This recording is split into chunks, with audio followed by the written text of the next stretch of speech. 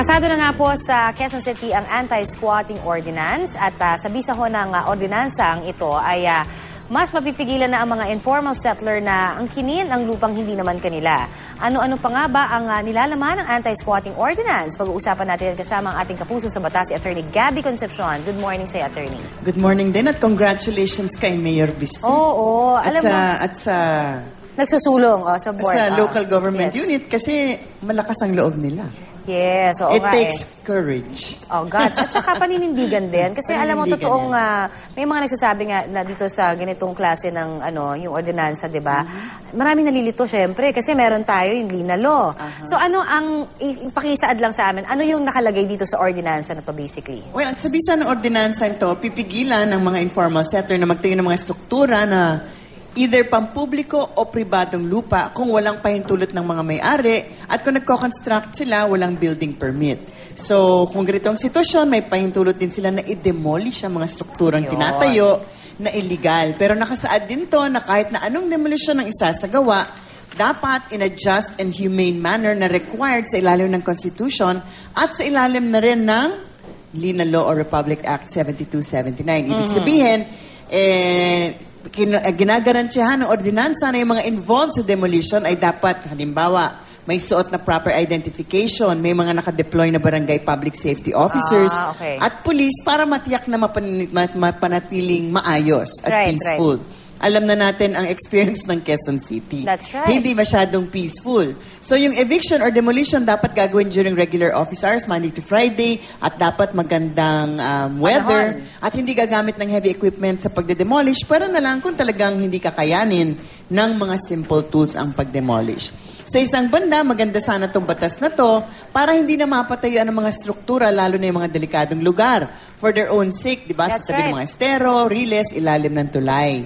At sabi nga ni Mayor Bistek, para din mag-enjoy yung general public, mapatayin ng playground, di ba, barangay center, etc. Pero kahit na nakikita ng marami ang ordinansa bilang welcome news, I would expect ka-question ito sa korte ng mga interested sectors tulad ng halimbawa, urban poor, yung mga human rights activists. Parang ano lang, usual na yan, di ba?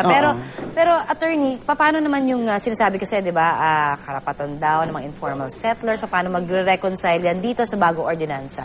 Yeah, kasi conflicting, di ba? Actually, historically, yung squatting actually was a crime. It used to be a crime. During Marcos time. During Marcos time, under PD 772 ni President Marcos, talagang krimen pag kayo ay nagtitirik or nag-occupy ng lupa na hindi sa inyo. Pero under the 1987 Constitution, sa requirement po ng social justice, requirement daw na kailangang protektahan ang mga homeless and underprivileged, which is a different issue altogether. Kasi nga, sabi naman nila, hindi naman nila talaga kasalanan kasi it's a result of greater problems in life. So nagkatuloy-tuloy, nagkaroon ng brilliant idea si former Senator Joey Lina na sinulong ang Republic Act 7279 na yung tinatawag nga natin madalas na Lina Law. At sa ilalim nito, protektado ang mga tunay na underprivileged at homeless citizens dapat. Halimbawa, kung nasa government property sila, dapat mag-provide ng relocation para sa mga informal settlers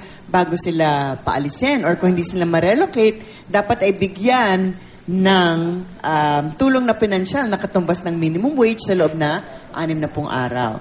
Ang hindi pinoprotektahan po ng batas, at ito ang klaro, kasi usually, kahit nasasabihin, hindi yan applicable sa lahat pag sa pribadong lupa. Pero nangyayari, di ba, binabayaran. Yes, binabayaran para umalis kasi hindi. Napakalaking problema pag hindi nyo ginawa yon.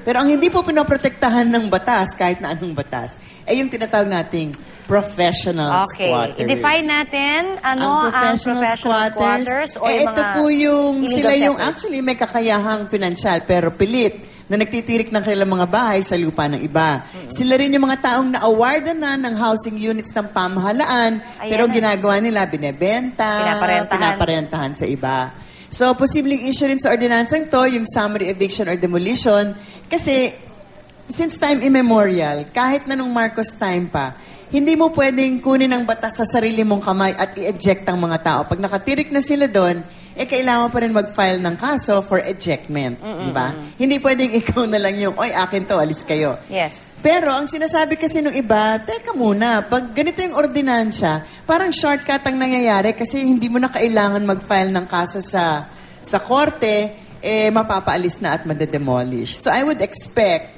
na ito ang isang i-erase nila bilang issue kung bakit hindi dapat ang ganitong klaseng ordinansa.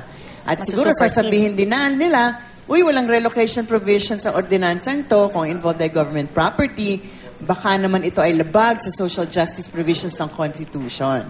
So, at tandaan nyo, pag relocation, hindi basta-basta relocation, di ba?